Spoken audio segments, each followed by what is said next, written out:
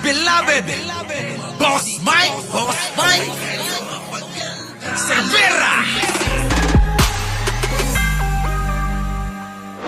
Etong mga DDS na hindi ko ba maisip, lubos maisip, abay, anong klaseng pagmamahal?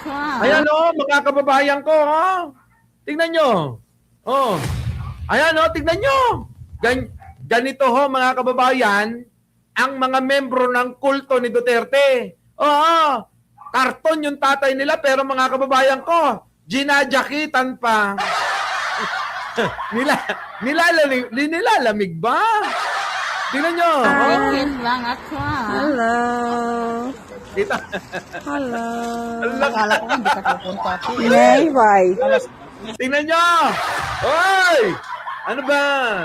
Ano ba mga Pilipino ba talaga kayo?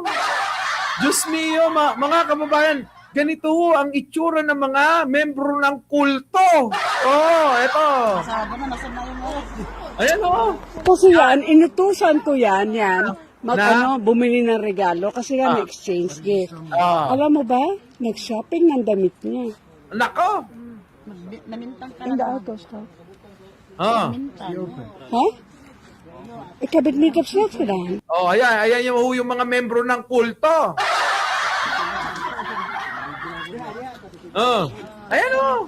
Tingnan yung tsura. Tekos mga kababayan. Oh, yan, isa pa oh. Putik na yan, mga kababayan ko. Ha? Kahit na gumagalaw, kamukha pa rin ng mga ano ba, yung mga tulad nila Chucky. Oh. And the most beautiful mommy here in... Ay, putik na yan ah. Dahil iilan na lang ho sila. Oo, mga kababayan ko, sila na lang nag-uutuan. Oh. This Duterte Streets. Titignan ninyo mga kababayan, Duterte Street na daw. Duterte Forest, Duterte Street, Duterte Park. Hayop kayo. Talagang mga tangat, mga bobo kayo, mga wala kayong mga Diyos. Bakit? Pati ba naman yung hindi natin pag-aari, inaari nyo? Tuloy. This is ha? Gusto mo pag Tignan nyo yung mga pagmumukha, no? Ang sasagwa. ako karatula? I can do that. Yeah, I can. Kaya lang kung papayagan tayo. Magsabit lang dito siguro sa labas. Tapos pagkatlos tayo, ilit na din naman natin. Kita nyo, nagbabalak na naman sila. may masama na naman silang binabalak. Putik na mga DDS na to. Grabe, no? Ibang klase, mga kababayan ko. Hindi. Kaso pag wala tayo dito, hindi nila alam Duterte. Oh, lalagay ko na lang dyan. Sa CR. Saplak ko na lang dyan. Duterte. Ilalagay na daw nila, Duterte Street. Puta, ang kakapal ng mga mukha nito. Get mo ate. Yeah. Yeah. Yung parang plate number, pwede magpagawa ng ganun eh, Duterte Street. May pinaplano yung mga bobo. Hoy! Hoy, kayong mga DDS, di ba kayo nahihiya rito? Ha? Hindi ba kayo naniniwala rito? Putik na yan, kita nyo mga kababayan ko. Yung mga taga-suporta ni Duterte talaga, mga kababayan, kakaiba mag-isip, ano? Kung hindi ba mga kababayan, kulang na lang. Abay, sa bagay, sinasamba nga nila yung karton na litrato ni Digong eh. Mga kababayan, yung mga DDS, ginagawa pang katabi. Kulang na lang, makipagtalik sila eh.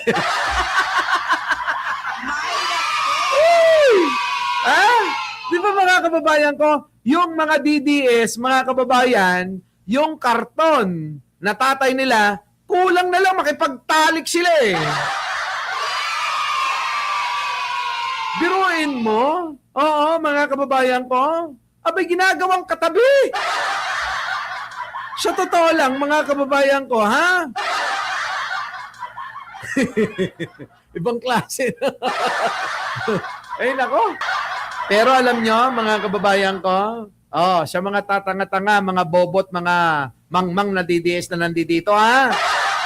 Eto, tingnan nyo mga kababayan ko, ha? Oh, yung nag-viral, mga kababayan ko, na nag-ala gagambang kuryente. Alam nyo ho yung gagambang kuryente? Doon po pala sa Davao City nangyari. Oo. Biruin nyo mga kababayan ko, abay, grabe. Sabi rito, baste, ang alaga mo, ba't mo pinakawalan, Eka? Hindi lang ho yan mga kababayan ko, marami pang iba. Ito pa nga, ayan, sabi rito, ayan, Ano sabi?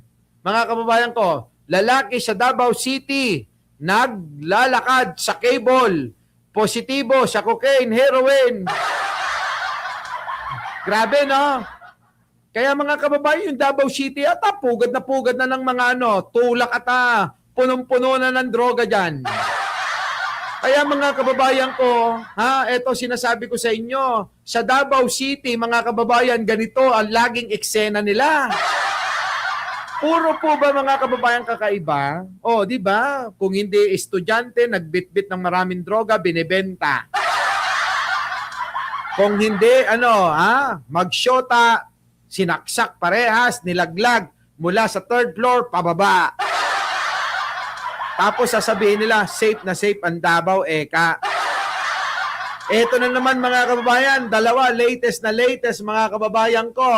Oo, lalaki sa Davao City, naging gagamba. Gagambang kuryente, ang peg niya mga kababayan kasi, mga kababayan ko, daig niya pa mga kababayan si Spider-Man. Biruin ninyo mga kababayan ko yung kuryente kanyang nilalakaran. Tapos mga kababayan sasabihin ni Baste, safe sa Davao? Sasabihin ni Digong, safe sa Davao? Sasabihin ni Sarah, safe sa Davao? Safe yung mga adik.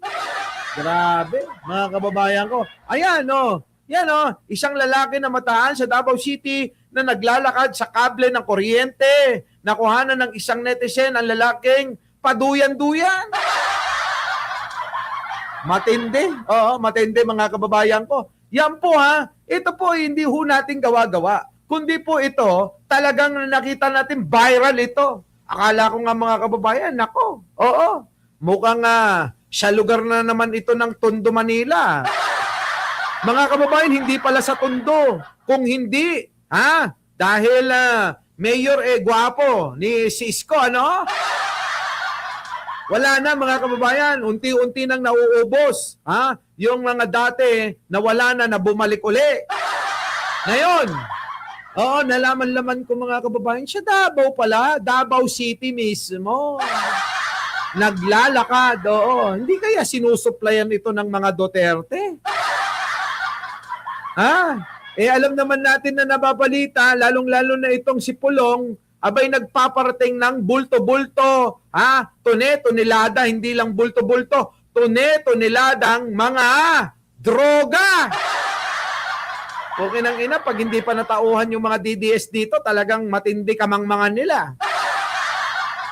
Ayan kita nyo, sa Davao City mismo, proud na proud kayo? Hindi lang yan mga kababayan, meron pa, bagong-bago din, babae, timbog matapos mandukot umano ng sanggol sa Davao City. Putik na yan, pati bata ninanakaw. Ganyan ba kayo sa Davao? Paano ito? Babae, lalaki, matanda, bata, lahat involved sa kasamaan. Putik.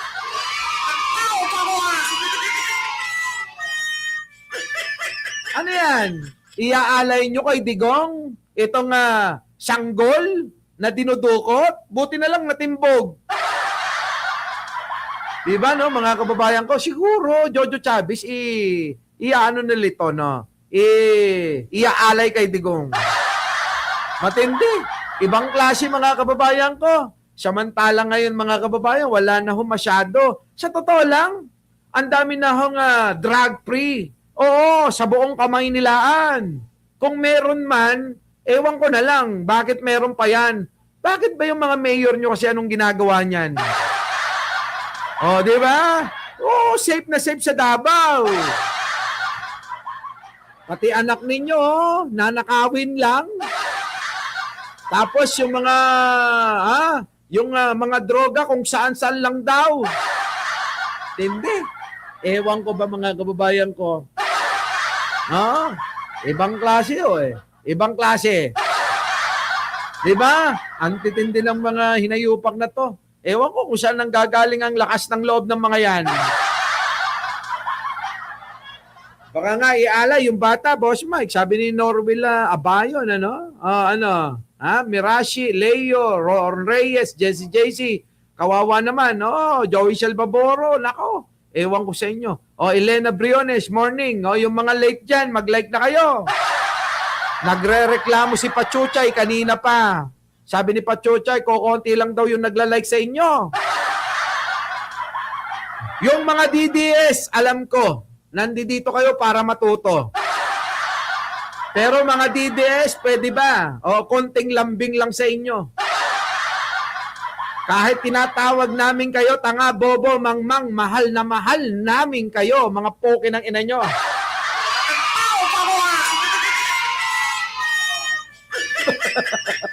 Diba? Oy! Ano? Oy, mag-like na kayo! Samantalahin nyo na yung pagmamahal na yan kasi hanggang bagong taon lang to. Paglipas mga kababayan, at pumasok na yung January 1, pasensyahan na tayo. Di ba?